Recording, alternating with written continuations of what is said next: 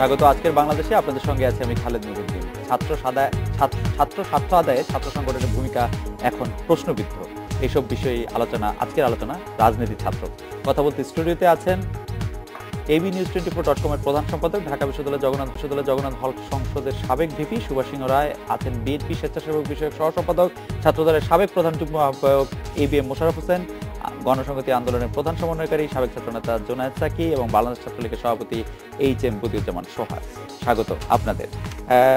আমি প্রথমে জনাব বদিউজ্জামান সোহাগ, আপনার কাছে জানতে চাইবো যে কয়েকদিন ধরে আপনার কাছে আমরা এই প্রশ্ন বারবার করতে হচ্ছে।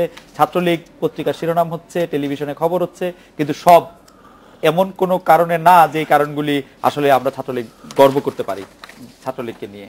তো সেই ক্ষেত্রে আমি সর্বশেষ যে ঘটনাটি বলতে পারি যে আজকে চট্টগ্রামে একটি ট্রেন স্টেশনে টিকিট কাটা নিয়ে কিন্তু ছাত্রলীগের লোকজনের সাথে ট্রেনের কর্মকর্তাদের মারামারি হয়েছে। চট্টগ্রাম বিশ্ববিদ্যালয়ের একটি অনুষ্ঠানে যখন যোগাযোগ মন্ত্রী ওবায়দুল কাদের কথা বলছিলেন তখন ছাত্রলীগের দুই গ্রুপ মারামারি করছিল। এর কারণ কি আসলে, মানে কি এত আপনাদের এত মানে কষ্ট? না, এটা এক একটা জায়গার এক একটা ভিন্ন প্রেক্ষাপট। আসলে আজকে রেল স্টেশনে যেটা ঘটেছে, আপনারা জানেন যে আমাদের নেতাকর্মীরা তারা অ্যাপ্লিকেশন করেছে এবং তারা অনেক পূর্বেই যথেষ্ট সময় নিয়ে তারা সেখানে টিকিট চেয়েছে, কিন্তু তারা সে টিকিট দেয়নি, বরঞ্চ তারা তাদেরকে ব্ল্যাকারদের সাথে যোগাযোগ করতে বলছে। এবং সেখানে এই কথা বলার পরে যখন ছাত্রলীগের ছেলেরা যখন প্রতিবাদ করছে, তখন আমাদের ছাত্রলীগের নেতাকর্মীদেরকে ওখানে দায়িত্বরত মানে রেলওয়ের নিরাপত্তা বাহিনীর লোকজন তাদেরকে প্রহার করেছে এবং সেজন্যই কিন্তু এই ঘটনাটি ঘটেছে। এবং আপনারা জানেন যে ইতিমধ্যে নিউজে আপনারা দেখেছেন যে সেজন্য রেলওয়ে কর্তৃপক্ষ ব্যবস্থাও গ্রহণ করেছে। রেলওয়ে কর্তৃপক্ষ যে ব্যবস্থা গ্রহণ করেছে। আমরা একটু চট্টগ্রাম থেকে আমাদের আবাসিক প্রধান মামুন আব্দুল্লাহর সাথে সংযুক্ত হই। যারা মামুন আব্দুল্লাহ, চট্টগ্রামের ঘটনাটি কি এরকমই যেমন বদিউজ্জামান সোহাগ বলছিলেন যে তারা ট্রেনের টিকিট কাটতে চেয়েছিলেন, আগে থেকে বুকিং করার টিকিট, এবং সেটি কাটতে যাওয়ার পরে মানে আপনি শুনলেন, আপনার কাছে কি এই ঘটনাটি এরকমই জানা আছে জানা মামুন আব্দুল্লাহ? খালেদ ভাই, আপনি যে বদিউজ্জামান ভাই যে কথাটি বলেছেন, আমি এখানকার ছাত্রলীগ নেতৃবৃন্দের সঙ্গে কথা বলেছি, বিশেষ করে নগর ছাত্রলীগের সাধারণ সম্পাদক নুরুল আজম রনি, যিনি ঘটনাস্থলে উপস্থিত থেকে আজকে ঘটনার জন্ম দিয়েছেন, তিনিও একই ধরনের কথা বলেছেন। তিনি বলেছেন যে আমরা আগে টিকিটের জন্য আবেদন করেছিলাম, আমাদের টিকিট দেওয়া হয়নি। তবে আমরা যেটি জানি যে ছাত্রলীগের একজন নগর শাখার সাধারণ সম্পাদককে গিয়ে টিকিট চাইতে হবে, এই ধরনের পরিস্থিতি সাধারণত রেল কর্তৃপক্ষের কাছে নেই। কারণ রেল কর্তৃপক্ষ আমাদের কাছে যেটা জানিয়েছেন যে জায়গাতে গিয়ে ছাত্রলীগ নেতাদের সঙ্গে আজকে হাঙ্গামার ঘটনা ঘটেছে, ওই কর্মকর্তাদের রেলের বগি বরাদ্দ দেওয়ার ক্ষমতা নেই। কারণ বগি বরাদ্দ দেওয়ার ক্ষমতা একমাত্র রেলের COPS কিংবা ডিভিশনাল কমার্শিয়াল ম্যানেজারের মতো কর্মকর্তাদের দায়িত্বের মধ্যে পড়ে। আর যেখানে গন্ডগোল তারা পাকিয়েছে সেখানে তাদের ক্ষমতা নেই। রেল কর্মকর্তারা যখন তাদের অপারগতার কথা জানিয়েছে, বলেছে যে আমরা আপনাদের এতগুলা 6-7টা বগি অর্থাৎ 300 এর বেশি সিটের বরাদ্দ আমরা একসাথে দিতে পারবো না, এটা আমাদের উপরস্থ কর্মকর্তারা দিতে পারবেন। এই কথা শুনে তারা রেগে যায় এবং বলেছে যে না, আপনাদের দিতে হবে, আপনারা এখানে টিকিট বিক্রি করেন, না হলে টিকিট বিক্রি করতে পারবেন না। এ নিয়ে অবশ্যই বিতণ্ডা হয়েছে এবং রেলের নিরাপত্তা বাহিনীর লোকজন তাদেরকে পিটিয়েছে, এটাও সত্য। কিন্তু যখন উত্তপ্ত অবস্থায় কর্মকর্তাদের সাথে উত্তপ্ত বাক্য বিনিময় হচ্ছে, সঙ্গত কারণে রেলের নিরাপত্তা কর্মীরা আর শান্ত থাকতে পারেনি। তারা তো হয়তো চিনতে পারে না এরা কি ছাত্রলীগ না সাধারণ মানুষ, তাদের কর্মকর্তাদের সাথে খারাপ আচরণ করছে। মামুন ভাই, সাধারণ মানুষ আর ছাত্রলীগের জন্য কি দুই রকম আচরণ হওয়া উচিত?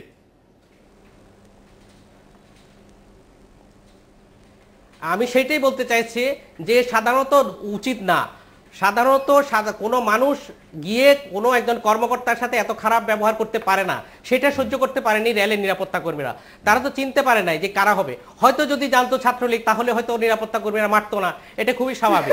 এবং ছাত্রলীগের নেতা এখানে রনি তার সাথে আমার সম্পূর্ণ নিয়ম মেনেই অ্যাপ্লিকেশন করা হয়েছে এবং এই টিকিটের জন্য 2-3 দিন আগের থেকেই তাদের ট্রাই করা হচ্ছে।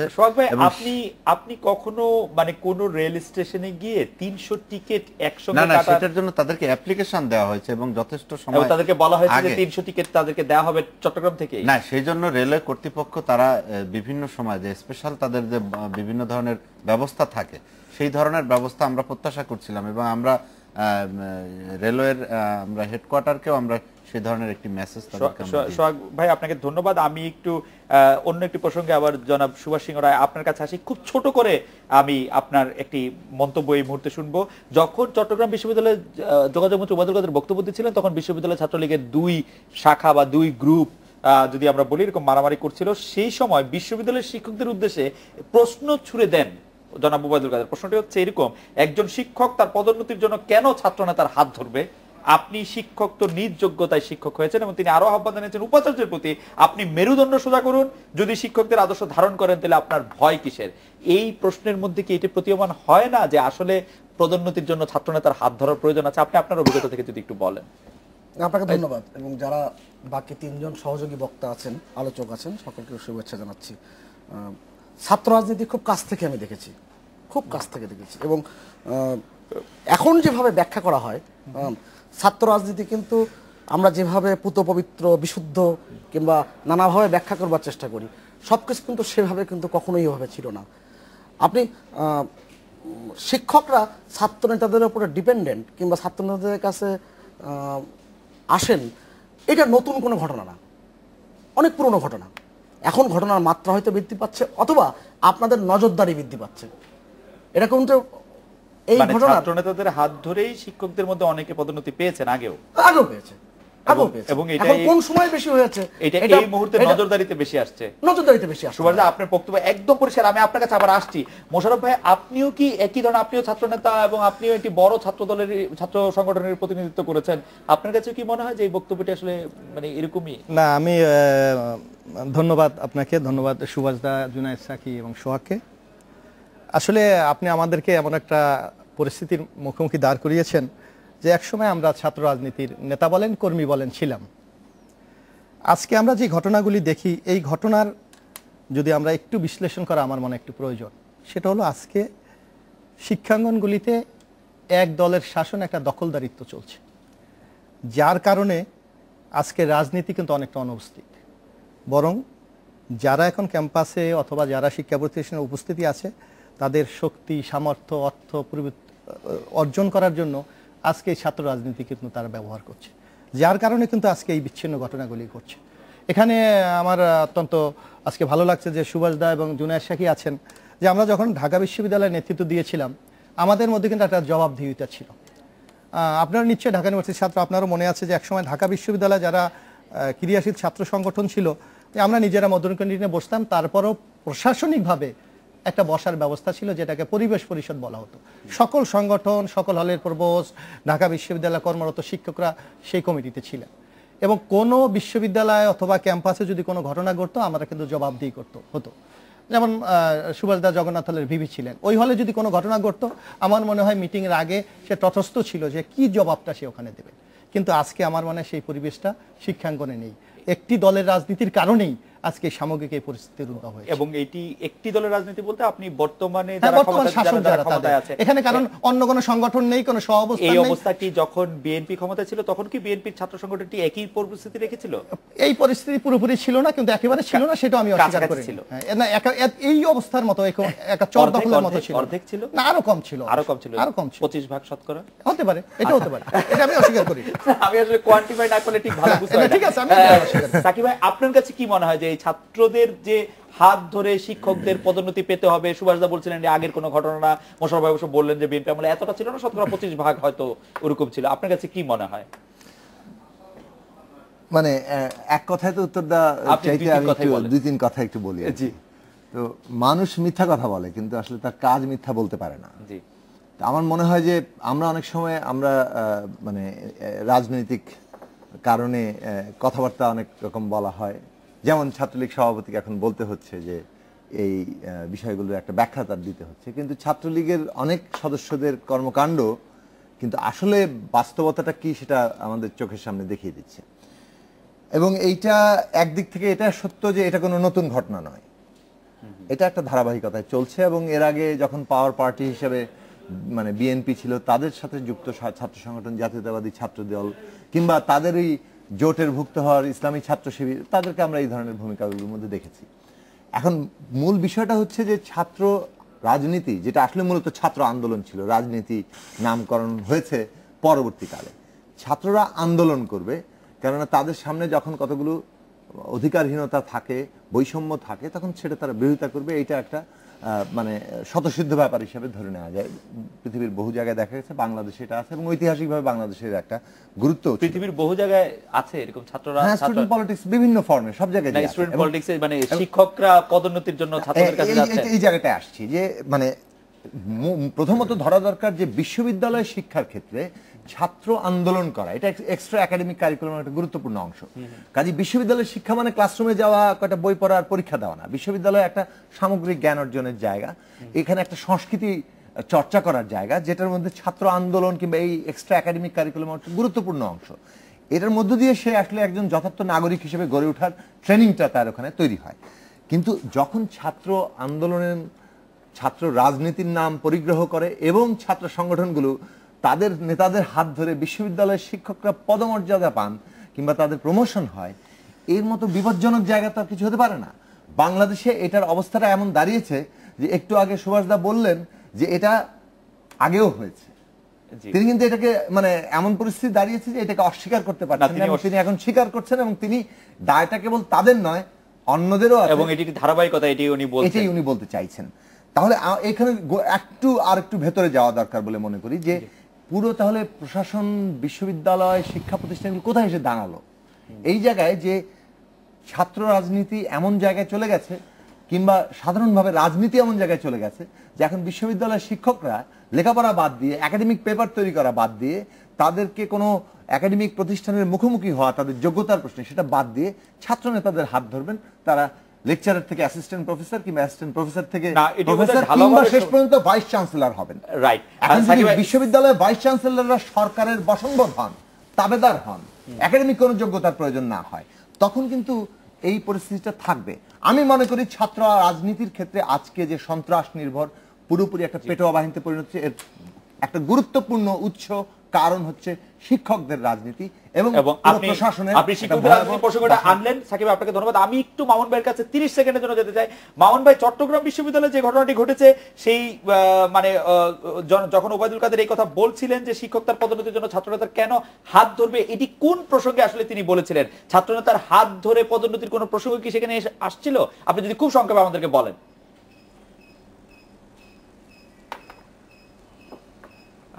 খালেদ ভাই, প্রসঙ্গ না আসলেও সাম্প্রতিক সময়ে চট্টগ্রাম বিশ্ববিদ্যালয়ে শিক্ষক নিয়োগ থেকে শুরু করে অনেক বিষয় এসছে, যেখানে দেখা গেছে যে ছাত্র নেতাদের প্রভাবিত হয়ে অনেক অযোগ্য লোক শিক্ষক নিয়োগ দেওয়া হয়েছে। এইসব কথা নিশ্চয়ই কাদের ভাই ক্যাম্পাসে যাওয়ার আগে এখানে কথাবার্তা হয়েছে। আমার ধারণা কিংবা আমি ওদের কর্মকর্তা এবং ছাত্র নেতাদের সঙ্গে কথা বলে যেটা জানতে পেরেছি, ওখানে সরাসরি আলোচনা না হলেও এই কথাটা যোগাযোগ মন্ত্রী সাহেবের মনে ছিল এবং উনি শিক্ষকদের সমাবেশ ছিল মূলত ওটি, সেই সমাবেশে তিনি শিক্ষকদের প্রসঙ্গে এই কথাটা বলেছেন। মামুন ভাই, আপনাকে ধন্যবাদ। আমি একটু জনাব সুভাষ সিংহ রায় আপনার কাছে ফিরে আসি যে আসলে এই তাবেদার যেটি সাকিব ভাই প্রসঙ্গ তুললেন, মোশাররফ ভাই যেটি বললেন, সেটির ধারাবাহিকতা আপনি যদি একটু মন্তব্য করতেন। আপনি আমাকে সময় অতটা দেবেন না, আমি খুবই অল্প সময়ে বলি। জি, সেটা হচ্ছে যে সাকিব ভাই এবং মোশাররফ ভাই যেভাবে কথাগুলো বললেন, তাতে মনে হয় দর্শক ধারণা করে নিতে পারে যে যত অনিয়ম, যত ব্যত্যয় সব এই আমলে ঘটছে। ব্যাপারটা তেমন না। আমি বিশ্ববিদ্যালয়ের, ওনারা খুব ভালো করে জানেন, মোশাররফ ভাই খুব ভালো করে জানেন, আমি বিশ্ববিদ্যালয়ের প্রশাসনের সঙ্গে মোশাররফ ভাই যেমন খুব সংশ্লিষ্ট ছিলেন, আমিও সংশ্লিষ্ট ছিলাম ছাত্র রাজনীতি করার কারণেই। এবং ঢাকা ইউনিভার্সিটির সিনেটও আমিও ছিলাম, মোশাররফ ভাইও ছিলেন। তা আমরা খুব কাছ থেকে দেখেছি। ঢাকা বিশ্ববিদ্যালয়ে আমি যে কয়জন উপাচার্যের সাথে ছিলাম, প্রফেসর শামসুল হক থেকে আমি শুরু করেছি। জি, আমি বলি সেই কোথায় ঢাকা বিশ্ববিদ্যালয়, বিশেষ করে মোশাররফ ভাইদের সময় আমি নাম ধরে ধরে বলতে পারি, বলাটা হয়তো ঠিক হবে না, নাম ধরে ধরে বলতে পারি, একেবারে ছাত্র দলের নেতা না, নেতা হলে তো ওটা পদমর্যাদার, ছাত্র যারা ছাত্রী মিছিলে হামলা করেছিল, যারা এই উপাচার্য আনোয়ারুল্লাহ চৌধুরীর সময়, খুবই দুঃখিত আমি বলি, যারা প্রফেসর আনোয়ারুল্লাহ চৌধুরীর সময় যারা ছাত্রীদের উপরে হামলা করেছিল, গুলিবর্ষণ করেছিল, পিস্তল সহ ছবি এসেছে, তাদেরকে বিশ্ববিদ্যালয়ের শিক্ষক বানিয়েছিলেন এই মোশাররফ ভাইদের সময়। আমি এই জন্যই প্রথমে বললাম এটা নতুন কিছু না। এখন দেখবার আমার একাডেমিক ইন্টারেস্টে একটা প্রশ্ন আছে, প্রশ্নটা করে আমি আসলে বিরতিতে চলে যাব। সেটা হচ্ছে যে আমার যদি আগে যদি আপনি কোনোদিন আমাকে একটা আঘাত আমি পেয়ে থাকি, ধরেন আপনি আমাকে আগে একটা ঘুষি মারছেন, সেই ব্যথা আমার আছে। আপনি পরে ঘুষি মারলে কি বলবেন আগেও তো এরকম ব্যথা পাইছিস, এখন আর এরকম চিল্লাস কেন? খুব চমৎকার বলেছেন। আমরা একটু বিরতি না। নিচ্ছি, বিরতির পর ফিরে আসি আপনার কাছে আবার।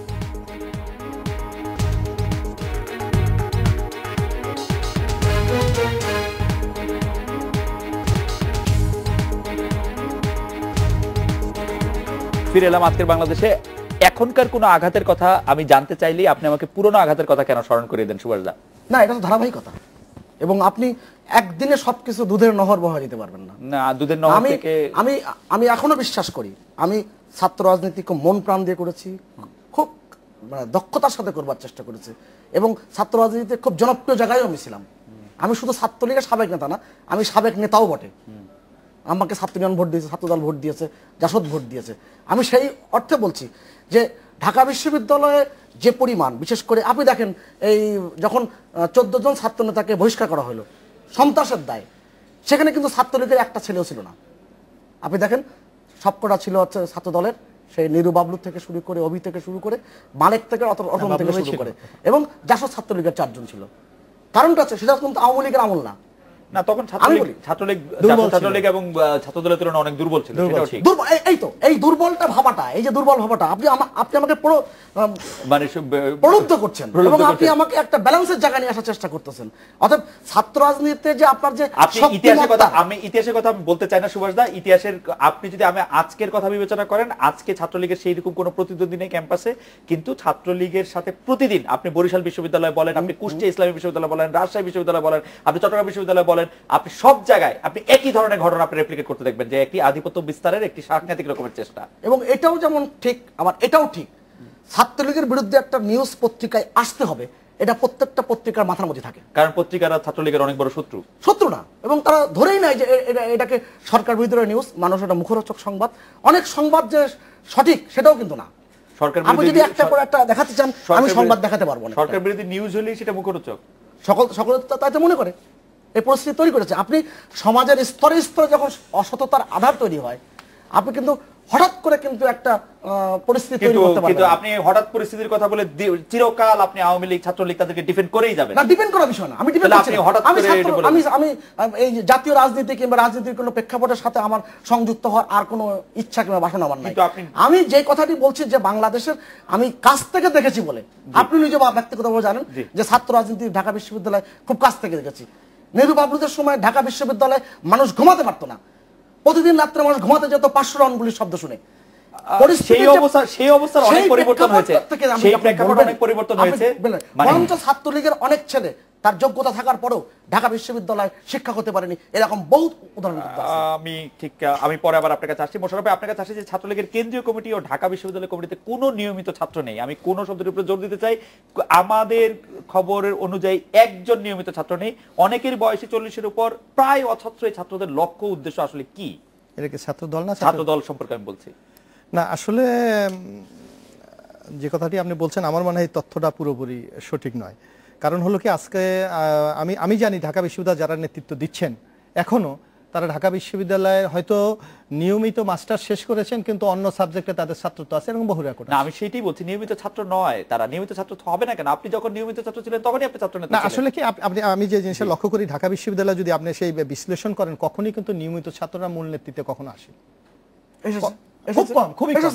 এই সংখ্যা খুবই কম। মানব হাসান চৌধুরী ছাত্র ছিল, একটা কমিটি হয়েছিল ছাত্রলীগের, তারপর ওই একটা কমিটি, এরপর আর কোনো কমিটি ছিল।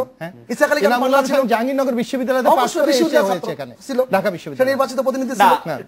কিন্তু সেটাও যদি আমি বাদ দেই, এই নিয়মিত ছাত্র না হয় যে প্রায় অছাত্র, আমরা যে প্রায় অছাত্র বলছি, এগুলি যেই কারণে আপনার হচ্ছে সেটা হলো যে রাজনীতি আমরা যারা করি, আমরা কিন্তু একটা গণতান্ত্রিক আন্দোলনের জন্য আগামী দিনে আমি ছাত্র নেতা হয়েছেন কি লাইফ সায়েন্সের ছাত্র হয়ে হননি? না, আমি মূল ছাত্র হিসেবে না মূল ছাত্র হিসেবে হইনি।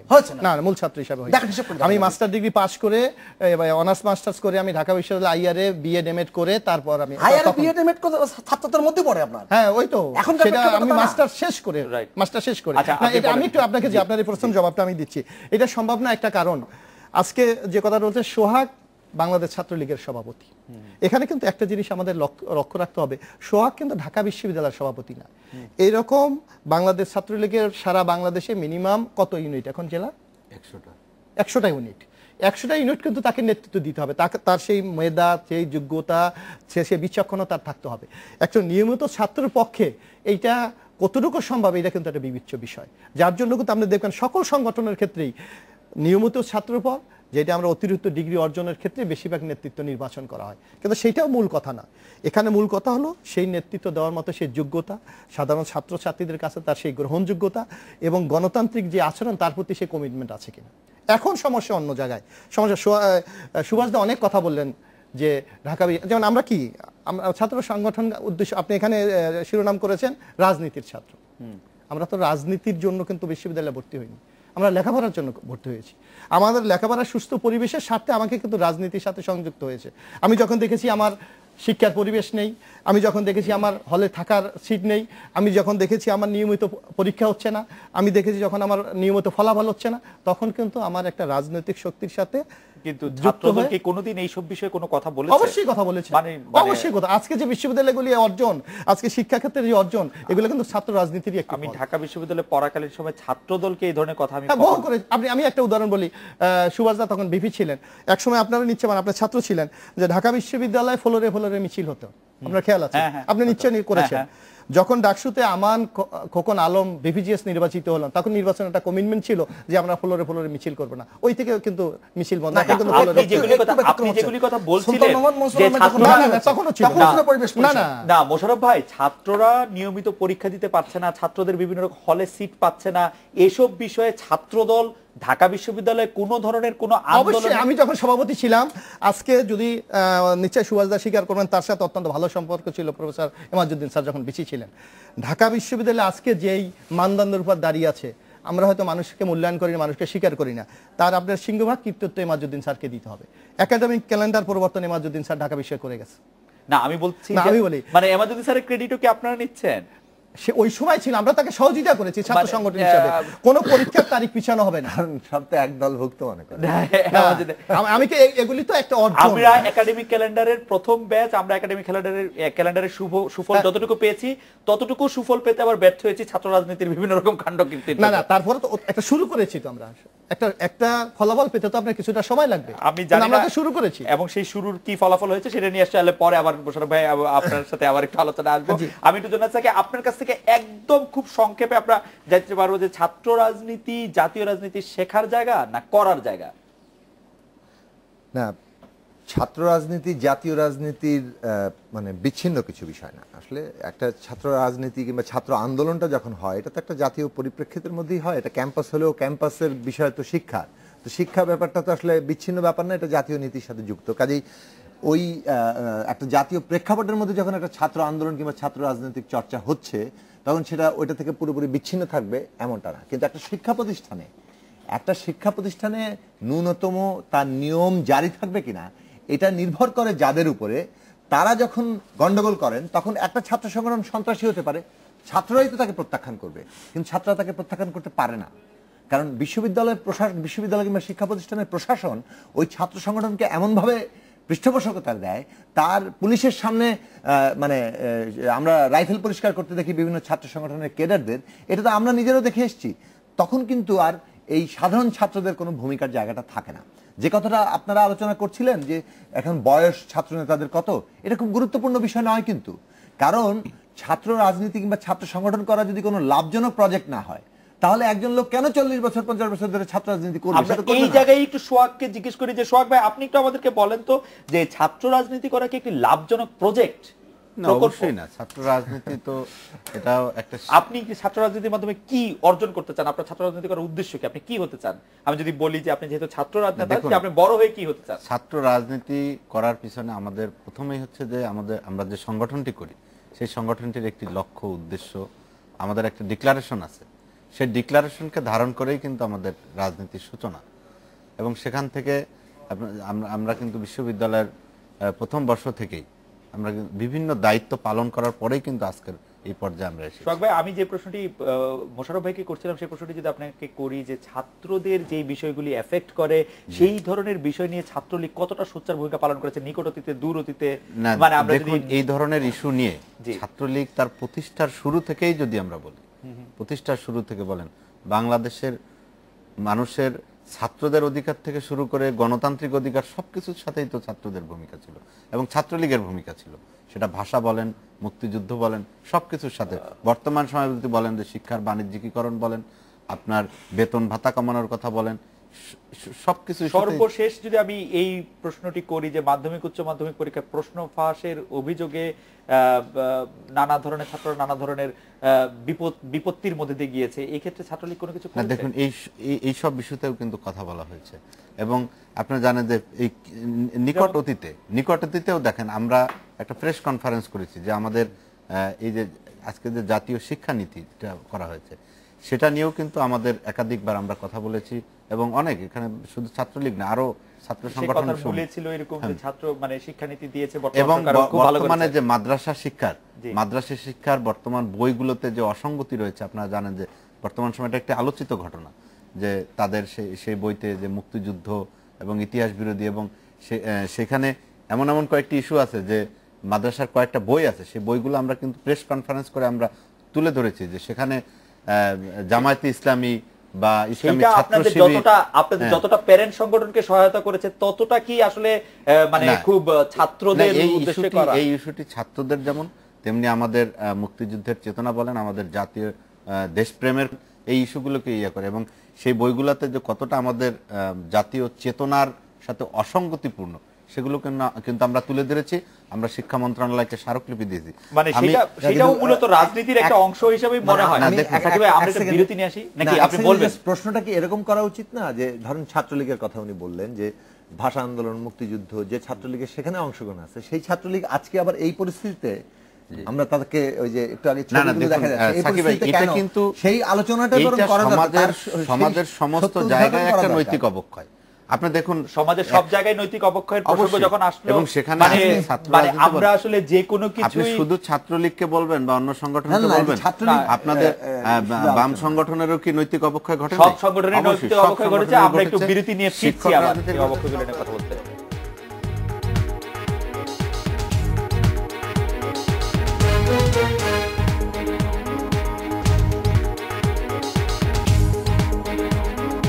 ফিরে এলাম আজকে বাংলাদেশে। শুভসিংহ রায় সারা বিশ্বের যতগুলি বিশ্ববিদ্যালয় আছে 3টি সূচক মানে পর্যায়ক্রমে দেখা যাচ্ছে ঢাকা বিশ্ববিদ্যালয় সহ দেশের অন্যান্য বিশ্ববিদ্যালয়গুলির মান ধীরে ধীরে কমে যাচ্ছে। আমরা গতকাল শিক্ষামন্ত্রীর সাথে কথা বলছিলাম, তিনি বলছেন যে এটা আসলে খুব প্রণিধানযোগ্য ব্যাপার না, এটা মান কমতেই পারে কারণ অন্যরা হয়তো আরো বেশি ভালো করছে।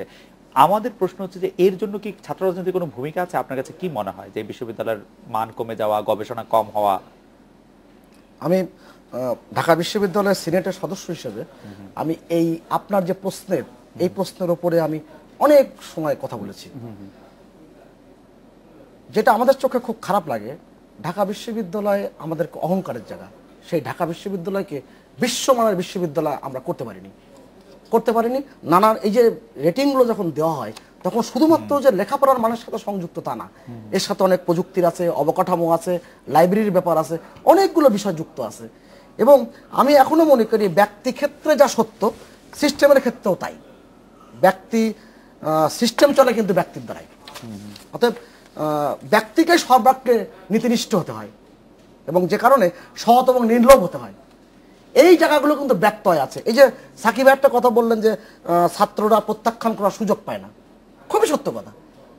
এই যে আমানুল্লাহ আমান এবং খায়রুল কবির খোকনের পর এই যে ডাকসু যে হচ্ছে না, হল ছাত্র সংসদ হচ্ছে না, আপনি দেখেন তো আজকে নজরুলের মৃত্যুবার্ষিকী 38তম, কোন একটি ক্যাম্পাসে বাংলাদেশের কোন একটি শিক্ষা প্রতিষ্ঠানে নজরুলের মৃত্যুবার্ষিকী পালিত হয়েছে?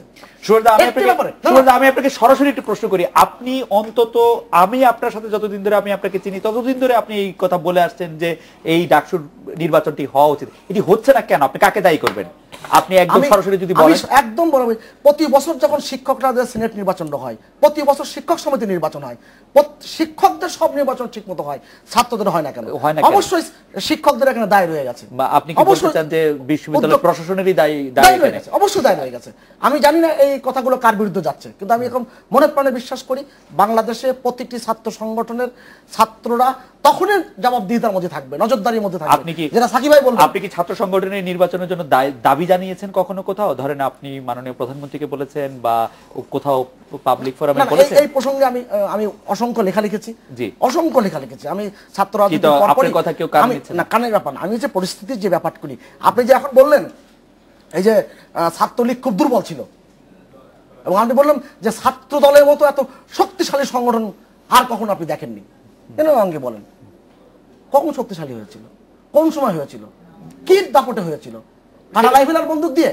রাইট। এবং ছাত্রলীগতে যাদেরকে বহিষ্কার করা হয়েছিল, আমি নাম ধরে বলছি, এই যে পাগলা শহীদ, তারপরে এই যে যার ব্যাপারে আমাদের খুবই স্পর্শকাতর বিষয় ইলিয়াস আলী, সবাই কিন্তু ছাত্রলীগের সঙ্গে সংযুক্ত ছিল।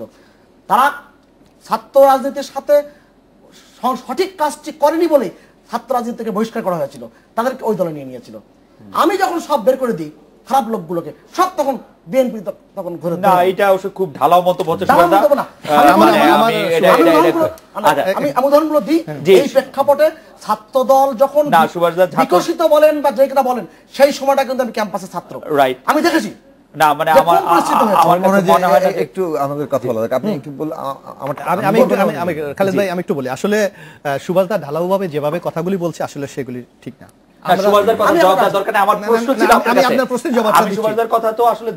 জনগণের মতো করে বিবেচনা করবেন, দর্শকের আসলে ছাত্রদল, আপনি যে কথাটি সুভাষদা বলেছে, ছাত্রদল জনপ্রিয়তা কেন পেল, এই প্রশ্নটা কিন্তু আমাদের আগে দেখা উচিত।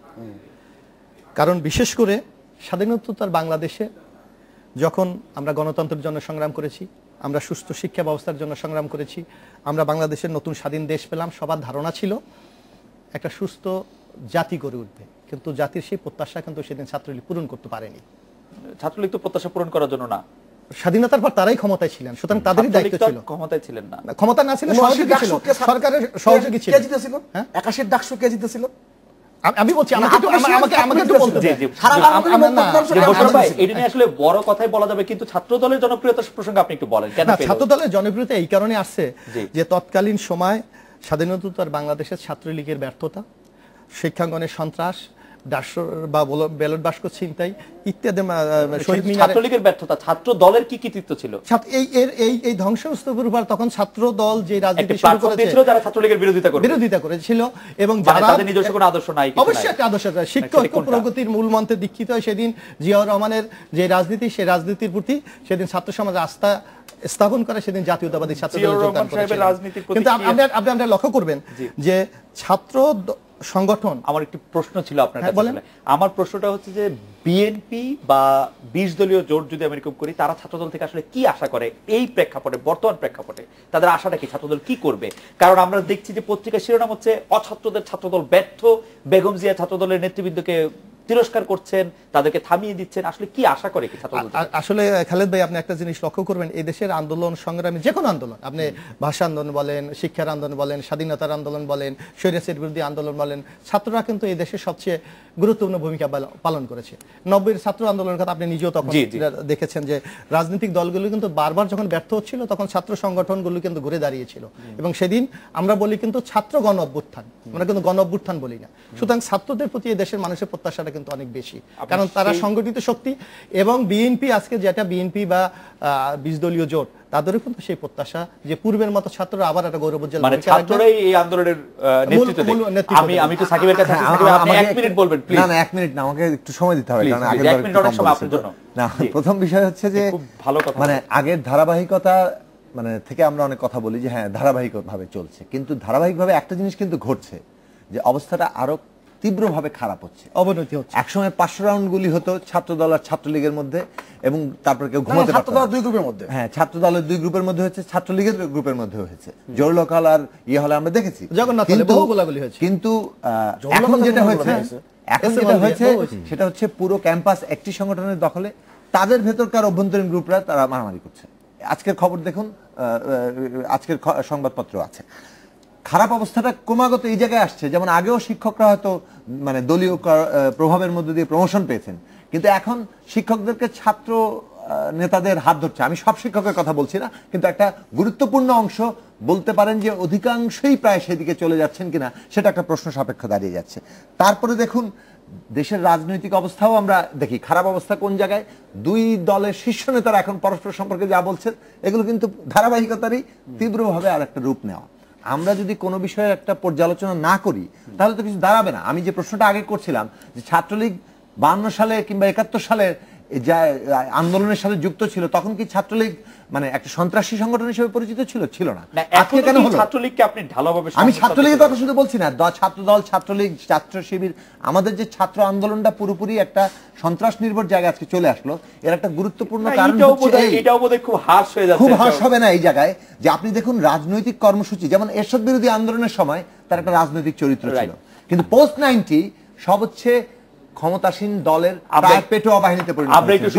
লাভজনক প্রজেক্টে আমরা একটু সোহাগের কাছে আসি। জনাব বদিউজ্জামান সোহাগ, যদি ছাত্র দলের কাছে বিএনপির সেই আশা থাকে যে আজকে আন্দোলনের ক্ষেত্রে তারাই নেতৃত্ব দিবে, সেই ক্ষেত্রে ছাত্রলীগ কি ভূমিকা নেবে বলে আপনি মনে করেন? না দেখুন, আমাদের কাছে এখন যেটা প্রত্যাশা যে ছাত্ররা আন্দোলন করেছে, সেই 62-র আন্দোলন বলেন, আমরা একটা শিক্ষানীতির জন্য আন্দোলন করেছি। ছাত্ররা আন্দোলন করেছে মানুষের ভোট ও ভাতের অধিকারের জন্য আন্দোলন করেছে। ছাত্ররা আন্দোলন করেছে যে আমাদের এই শিক্ষা প্রতিষ্ঠান কেন্দ্রিক যা ছাত্রদের শিক্ষার ক্ষেত্রে যে আমাদের যে বিশ্ববিদ্যালয়ের বেতন ভাতা কমানো বা নতুন বিশ্ববিদ্যালয়, নতুন ডিপার্টমেন্ট খোলা, বিশ্ববিদ্যালয়ের ইনফ্রাস্ট্রাকচার তৈরি করা, এই ধরনের জন্যই তো ছাত্ররা আন্দোলন করছে। আজকের প্রেক্ষাপটটা কি? বিশ্ববিদ্যালয়, নতুন ডিপার্টমেন্ট খোলা, বিশ্ববিদ্যালয়ের ইনফ্রাস্ট্রাকচার তৈরি করা, এই ধরনের জন্যই তো ছাত্ররা আন্দোলন করছে। আজকের প্রেক্ষাপটটা কি? আজকে দেখুন বিশ্ববিদ্যালয়, ঢাকা বিশ্ববিদ্যালয় গত 5 ইয়ার্সে যা ডেভেলপমেন্ট হয়েছে নজিরবিহীন। শুধু ঢাকা বিশ্ববিদ্যালয় না, আজকে ঢাকার বাইরে ছোট কি ধরনের ডেভেলপমেন্ট? কিছু কুৎসিত ভবন হয়েছে আমি দেখতে পাই, অনেক ডেভেলপমেন্ট হয়েছে, নতুন ডিপার্টমেন্ট খোলা হয়েছে এবং ঢাকার বাইরে আমাদের সময় থেকে লাইব্রেরি আরো অনেক খারাপ হয়েছে, গবেষণার সুযোগ কমেছে, নতুন গবেষণাপত্র না এটা ঠিক নয়। নতুন ঢাকার বাইরে যে বিশ্ববিদ্যালয়গুলো হয়েছে প্রত্যেকটা বিশ্ববিদ্যালয়ে নতুন নতুন ভবন করা হয়েছে, ক্লাস করা হয়েছে, তাদের ল্যাবরেটরি করা হয়েছে। এটি নজিরবিহীন ঘটনা। প্রত্যেকটা বিশ্ববিদ্যালয়ে এখন ওয়াইফাই দেওয়া হচ্ছে। এখন আমাদের কাজটা হবে, আমাদের সামনে একটা ভিশন আছে, সেই ভিশনটাকে লক্ষ্য করে ছাত্র মানে আমরা যারা রাজনৈতিক কোনো আন্দোলন প্রতিহত করা বা কোনো কিছুর ক্ষেত্রে আপনাদের কোনো ভূমিকা নেওয়ার কোনো সুযোগ নাই, বা সেই প্রত্যাশাও নাই আওয়ামী লীগের? না, অবশ্যই সেটি নয়। মানে রাজনৈতিক ভাবে আপনি ব্যবহৃত হতে চাচ্ছেন, মানে ওরকম কোনো সুযোগ না। আমরা ছাত্রদের মাঝে আমরা আমাদের যে ভিশন সেটিকে আমরা তাদের মাঝে খুবই চমৎকার। খালেদ ভাই, আমি সোহাগের সাথে একটু আমি যুক্ত করতে চাই। সবাই আমাদের একটা বিরতি নিতে হবে, একটু আমি 1 মিনিটে বলি। সোহাগ যে কথাটি বলেছে যে একটি ছাত্র সংগঠন তার ফাদার সংগঠনের সহযোগিতা করে তার আদর্শের জন্য কাজ করে, স্বাভাবিক। কিন্তু যে জিনিসটি ছাত্র রাজনীতির মূল বিষয়, ক্যাম্পাসের সহ অবস্থান কিন্তু এখন নাই সারা বাংলাদেশে। সুতরাং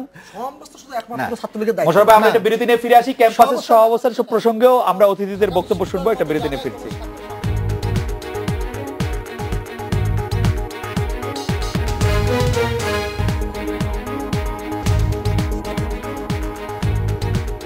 ফিরে এলাম আজকে বাংলাদেশে। জনাব বদিউজ্জামান সোহাগ, আপনার কাছে শেষ কথা জানতে চাইবো যে আপনি দেশের জন্য আসলে কি করতে চান আপনার ছাত্রলীগের সংগঠনের পক্ষ থেকে, যদি আপনি একটু বলেন। দেখুন, আমাদের লক্ষ্য হচ্ছে একটি অসাম্প্রদায়িক বাংলাদেশ, এবং সেই বাংলাদেশে আমরা আর চাই না যে এই আগস্ট মাসের মতো এরকম ঘৃণ্য রাজনীতি আর ফিরে আসুক, এই ধরনের জঙ্গিবাদের পৃষ্ঠপোষকতা আর ফিরে আসুক। মানে আপনারা একটি অসাম্প্রদায়িক এবং শান্তিপূর্ণ একটি বাংলাদেশ, সাম্প্রদায়িক একটি শান্তিপূর্ণ বাংলাদেশ চাই, যার নজির হচ্ছে বর্তমান সময় বাংলাদেশ। জানেন যে শান্তির যে সেটিও বাংলাদেশ এগিয়ে যাচ্ছে।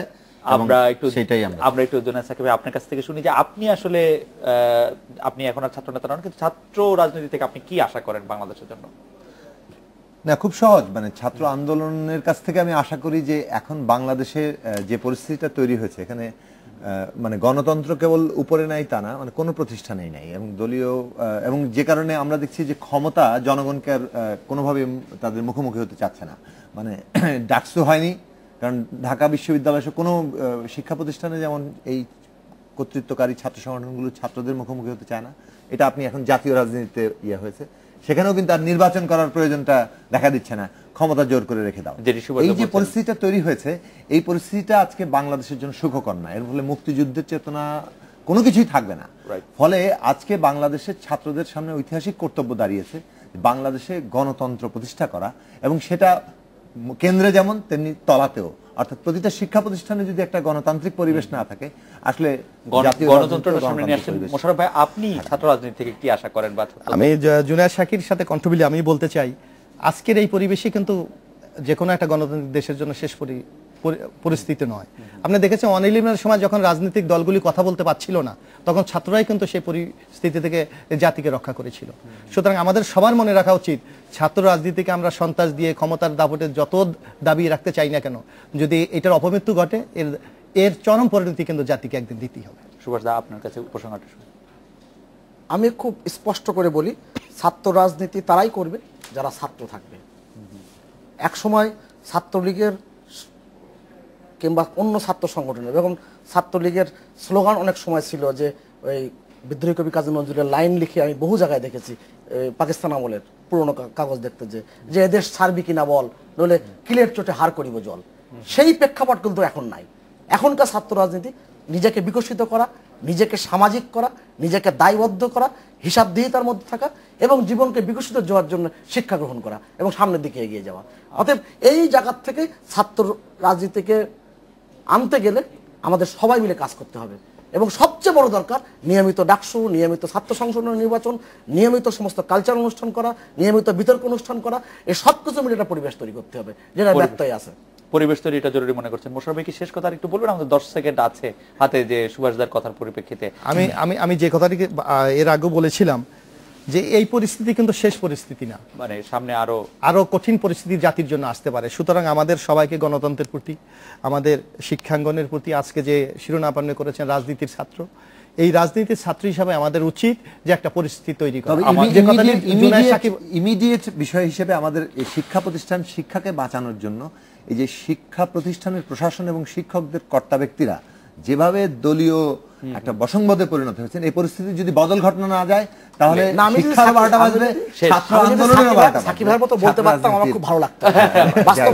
বাস্তবতা এবং বাস্তবতার ওই যে টি.এস. ইলিয়াস বলতো যে মানুষ খুব বেশি বাস্তবতা মেনে নিতে পারে, বাস্তবতাটা ভিন্ন। সুভাষ সিংহ রায়, জনাব মোশাররফ, জনাব জুনায়েদ সাকিব, জনাব বদিউজ্জামান সোহাগ, আপনাদের অনেক ধন্যবাদ আজকের অনুষ্ঠানে যোগ দেওয়ার জন্য। এই ছিল আজকের বাংলাদেশে। দেখা হচ্ছে আগামীকাল এই সময়। শুভরাত্রি।